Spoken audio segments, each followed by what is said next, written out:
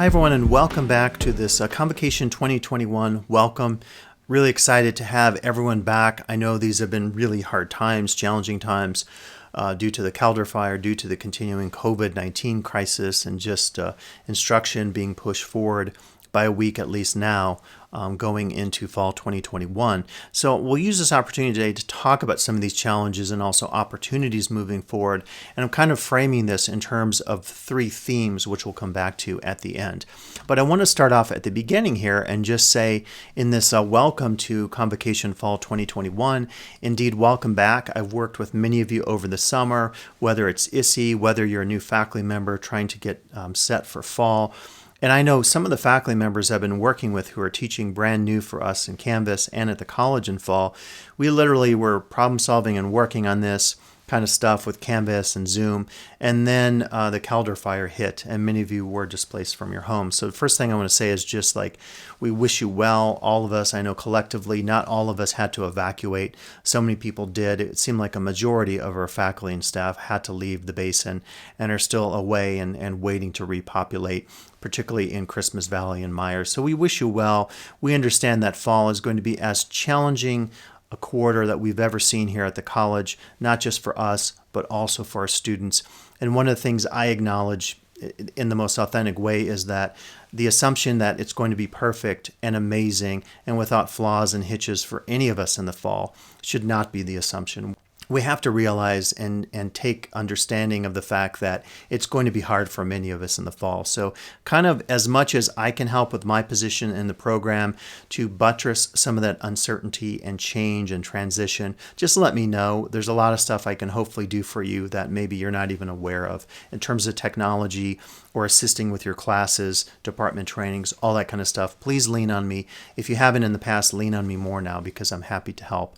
So I just want to go over some things that have happened since the last time we all talked, probably in spring quarter, and then talk about some directions moving forward and what might happen in the fall. So kind of summarizing here what happened in the last year. If you're interested, go to the ltccteachingandlearning.com website and right on the home page, scroll down for the 2021 year-end report.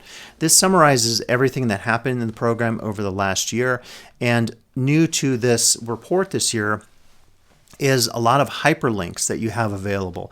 So if any of these topics are underlined, you can click on those and that will take you to that particular resource, a web page or a YouTube page, a YouTube video. And hopefully that will give you a better sense of what went on with the program. If you didn't attend some of the trainings last year, I really want to make it clear that the program has been super active. Brand new videos, tutorials, and I put a lot of these numbers in here.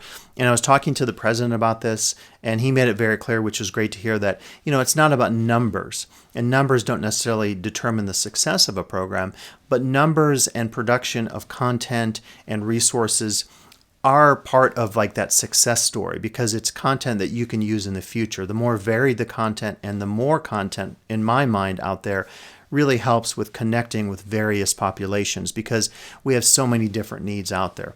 One of the things I'll continue to do in the fall is do these weekly updates. So for example, you're going to get a brand new tiny technology video series every week. You'll get a brand new technology app or even physical technology like a physical timer like this, a countdown timer that you can use to help you out. And one of the things I try to do because I'm so immersed in visual and audio technology in my own professional and also just personal work is to try to pass that all on to you. Also, as a researcher, I try to pass on articles like these that I hear about, and then I try to engage with the campus community, whether it's Kelly or Mike or Treva or John in the last couple of years doing all sorts of workshops, and I thank them for their time in offering these. I also thank all of you for attending the mini workshops. I see Amber, Carl, and Eric, who has retired from teaching for us in speech and also econ, attending a workshop on plagiarism, attending a workshop on writing, attending a workshop on civic engagement or empathy in college classes, because it's really that creativity of our staff and faculty on campus as they bring issues to the table in the workshops, in the meetings, in the videos that I create, that really makes the difference. It's not about me, it's all of you sharing your content and information from all of your disciplines and professional backgrounds. And as much as possible, I try to create handouts going along with the talks. One of the bits of advice that was very valuable in my evaluation comments that I discussed directly here in the report is to try to bring out more of this content. And I should say that a lot of the written content has been there and available. There's a ton of writing that is as much the content that supplements the videos. But if you don't attend the workshops, you often don't see that. So you might get a link from me, and the link is a video. If you don't watch the video, you might not be aware that, wow, the teaching talk actually had this very involved handout that went along with it. And not only that, but 2 articles that were part of the conversation.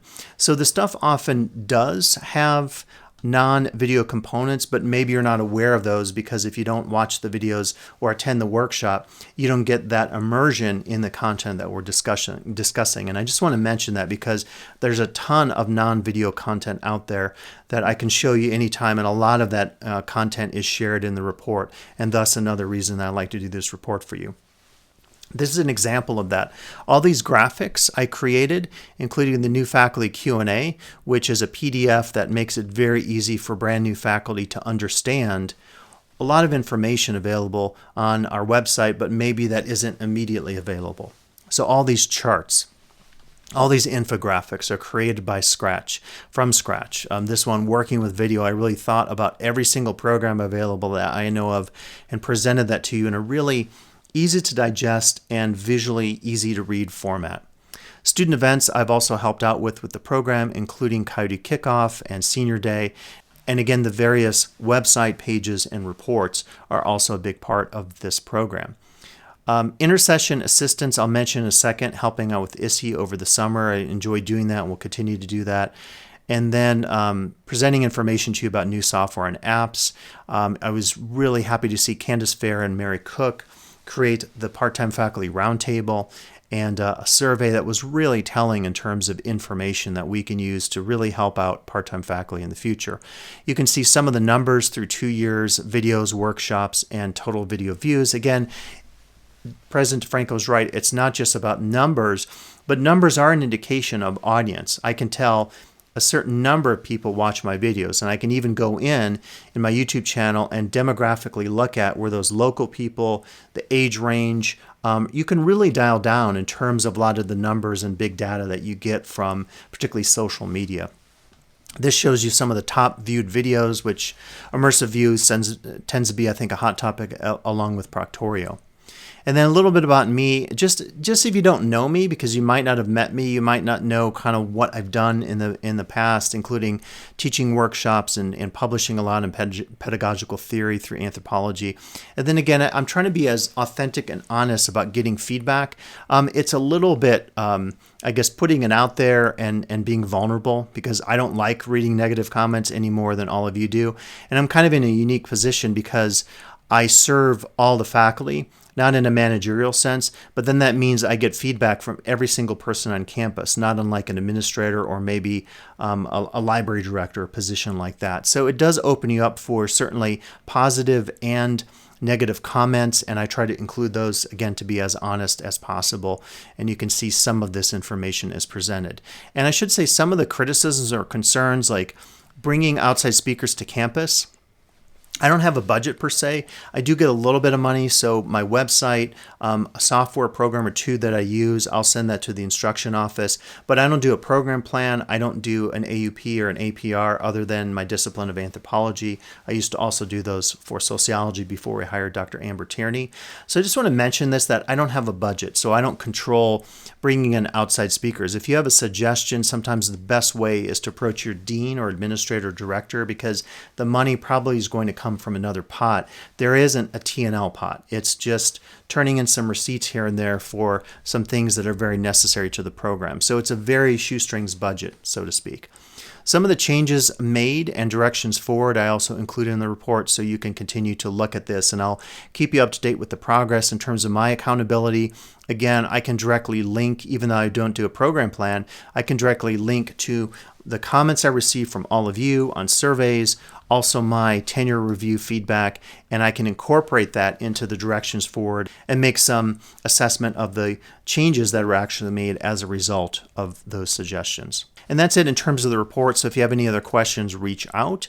Again, I mentioned that I did some work with ISSI in summer of 2021, and in particular, I developed a brand new resource that I think was really useful for the faculty. I'm continuing to use it, and that is available here under the Zoom and Beyond guide. And as I labeled it, it was part of ISSI 2021 Prep.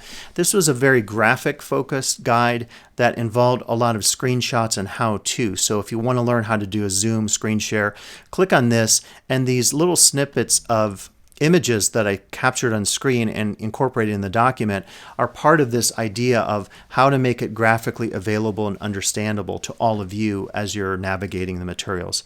So thanks to Kanta, and particularly with Maxine and Sue, we wish them well in their retirement from official ISSI participation. I know they've done so much for the program over the years, and Kanta is going to continue to do amazing things for the program in the years to come. So that is a little bit about the work with ISSI over the summer. Now, as we start to think about fall, there's some new stuff coming on board as well, a new faculty focus. Hope to do some professional development trainings for all of you. I also have the FAQs available on the website. So if you go to ltccteachingandlearning.com, you could click on the new faculty Q&A, and that is just an opportunity to really help out our new faculty with navigating their questions, their concerns, particularly if some of this stuff is hard to find on the website. So as an example, if you want to download the Coyote Corner app, click on this part of the text. It'll take you to the downloads on Android or the iOS Mac store, and you can download the app. So it's really handy information that maybe is hard to find in one place. I try to put that in one FAQ sheet for all of our new faculty, thinking about their needs because we have so many new faculty coming on board, whether full or part-time.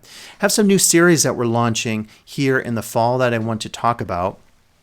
Included in this are T&L tips, and I will show you what that looks like. That is available on the one-pagers. And this is really designed for brand new Canvas instructors. As I was thinking about the fire, as I was thinking about COVID-19, the late start, I kind of jumped into action and created this series just because of all this uncertainty and change. So the idea behind this is you can find in one easy to navigate document all of your Canvas and Zoom needs. You can click on links that will take you to FAQs created by the Canvas community and Instructure. You can click on any of these icons of the laptops and it'll take you to the training video. Each of the training videos is linked according to topic, so you can easily navigate and jump using the chapter indices either at the top of the video or on the index marks here that are indicated on the video. So I hope you'll find that easy to use. It's really geared at trying to present everything that I could think of in terms of Canvas and Zoom to help all of you get started. Now that's not the end of it. Certainly we'll have our trainings, our teaching talks on Tuesdays and so forth, but I really wanted to give you something in one document that would be helpful. Another new document is our Tiny Tech series. And Tiny Tech is really designed to give you one bit of technology every week of the quarter. I'll send that out over email. You can access the entire series here on the one-pagers. And what you'll see is a variety of opportunities in terms of different types of apps and technologies, ranging from open source audio to using a Jamboard to doing easy attendance tracking inside of your Canvas class. And in particular, this one I was really proud of because I take you through how this works on an actual app. So in real time, you're going to see me projecting on the screen the Canvas app on an iPhone or Android phone and me explaining it. So I tried to bring in this technology in my audio and video production because, again, a video tutorial, I would argue with anyone, I don't care what, if you go online right now and you want to learn about Zoom, if you want to learn about any technology, programs, the way to do that is not reading a book. In the old days, you would read the Dummy's Guide to Audio Production. Nowadays, you go on to YouTube, you click a topic, you find a tutorial. If it's a good tutorial and it's indexed and it has a lot of descriptive stuff happening, you can learn so much better through visual retention of what you're seeing on screen, the actual use of something, than reading a guide or a self-paced Canvas class. This is really cutting edge, top of the line ability to learn something via these tutorials. And again, don't take my word for it. Go online, read about this stuff, read about visual retention, read about technology and software training. It happens live like we do at the college, but it also happens through these tutorial videos because people really don't want to read a 300-page manual on learning a video editing program. They want the top 10 tips that's going to help them do what exactly they want to do, customized, not having to dig through a really dense, verbose, and kind of useless and old school, what McLuhan would call a cold media in terms of reading a text versus looking at a video and learning via a tutorial. So Tiny Tech is new for the fall. Take advantage of that. Some additions to the website, new additions. So I did a redesign of many pages or many aspects of the website. So when you go to the main website, you'll find some new things here that I've set up, including the everything sheet, the tab here that I'll talk about. I redesigned some of the tabs. I've fully updated all the workshops, starting with the upcoming workshops for the fall. Some of these dates may change for fall, but reach out to me every week. All the faculty on campus, I think I sent it to everybody on campus, will get a link, a Zoom link that is not given on the website for obvious reasons, and you can take part in any of the teaching talks or other workshops. You can also look at the archive of all the last 2 years of every single workshop I've conducted. If there's a video available, it's hyperlinked. You click on that, and then you're taken to that resource. So there's a lot new on the website. The one-pagers are fully new redesign. I've designed these from top to bottom. The T&L tips is new. You could see that my Canvas sheet is brand new. I have a much more visually stimulating design, and so a lot of these involve icons. So if you see a pen, you kind of know that's about writing. If you see teaching modality, you can see it kind of goes along with what the description of the workshop is. So I'm really trying to do more of this via my work in Canva to make it more visually appealing to all of you and very easy to read. You can find something in one place, and it's not so hard to manage from an information user design and interaction standpoint. I just mentioned those new one-pagers to you, so take advantage of those. The Everything Sheet is really my big push for this year because I wanted to create something in one location as a master index that allows you to find every single resource I've created, every workshop that's archived, every single handout, every single training, everything done through the CVC OEI grant, every single video I've created, everything that goes along with those videos in terms of all the text. So click on the Everything Sheet at the website, and the best is to click on the download PDF because these are all hot linked. If you are a new faculty member, you can click on the video guides here and it'll take you through that section of the training. If you're returning faculty, click on that. And the various pathways with the arrows are suggested in terms of what you might click on next, but it's non-linear. So click on the items that interest you. Everything is hyperlinked or hot linked. Most of these have one link, but if you see 3 images, those are 3 separate hot links to take you to those areas of the website. So ISP faculty teaching, face-to-face teaching, DE teaching. You can also sign up for your Zoom. You can click on professional development opportunities that have happened in the past that are all hot linked, and then ones happening in the future. If you're a brand new faculty member, super recommend starting from scratch and teaching the basics. It really is taking you step by step from the most nascent or birth-like stage of a class all the way through the most advanced features of that class. So take advantage of that area in the Everything Sheet. Page 2 has more of my tips I discussed: Zoom, Zoom and video, Canvas, student topics, the new Tiny Tech series, and then all the apps and technology are presented to you on 2 pages, and this will continue to grow over time, such that if you need to quickly find something, you can tell by the icon that I've hand selected and created for you. This is all customized inside of Canva. It takes a long time to do. Have to lay this all out, have to hyperlink it, but you can see that if it's something about chunking time in your class, there's a clock. If it's about brainstorming, there's a brain. If it's a Jamboard, there's a picture of a board. So it's a little more easy to navigate in a visual sense. So thank you to all of you who suggested this as part of the changes coming out here in fall 2021 using what I'm calling this everything sheet. So use that as your one-stop shop to begin your journey through the website, through all the trainings. It's kind of your index to start off your trainings, or you're diving into the materials that I've curated for you and will continue to curate. So professional development focus for 2021, as I mentioned on the website, you'll see some new workshops for new faculty. You can access this right now under the one-pagers, and also the workshops tab, the ones that are announced. But in particular, you might look at the PD one-pager, because I'm hoping that this will be very useful for you. Doing some of these upcoming workshops here on self-care and committees, preparing a public lecture, prepping for an interview, new faculty foci, and also gender and communication. So these are new areas of emphasis. And again, click on the website or this link here. At any time, you can click on the workshops, and then this will tell you what's coming up and what's happened and what's archived for you to view at your own leisure when you have the time. Again, the upcoming workshops will be announced not just on the website. The Zoom links will be given to you every week in an update, and then all you have to do is click that update. I'll also send to you the ICS or Outlook files, so you can put all the trainings on your calendar as a reminder, and that will include the Zoom link for you to be able to click on very easily your calendar and get to the trainings via Zoom. Again, I try to make it as easy to navigate as possible using the technology skills that I have available. As far as fall stuff, just wanted to mention a few things. There's a new grant coming online. It hasn't been officially announced, so I'm not going to say what that is. The college will announce it very shortly. A grant director will be hired, but this grant will involve 25% of my time. And it's going to be a very good grant. I'm excited about it. It's a lot of money, a lot of resources, and it's really buttressing or picking up some opportunities for a very important population of students and faculty at the college. I think you'll be excited to hear about that. I would love to announce it again, but it's not official, so I can't. I wanted to mention that literally today, we've been in interviews for the new Canvas DE director hire. That position is still fluid. I don't know when a decision will be made. Worst case scenario is we've taken 25% of time that I've agreed to with the district.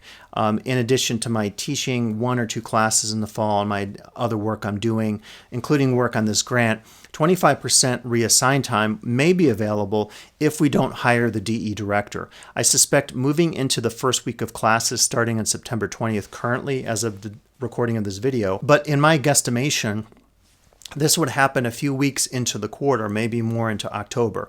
So we'll use my time, 25% of it, to help with your Canvas needs. Now that's a really low allocation, and it's not necessarily just because of trying to negotiate this or anything like that. It's more practicality. I have to still sleep and do my teaching and all the other stuff that I do in my position. So it would be hard for me to take on more than 25%.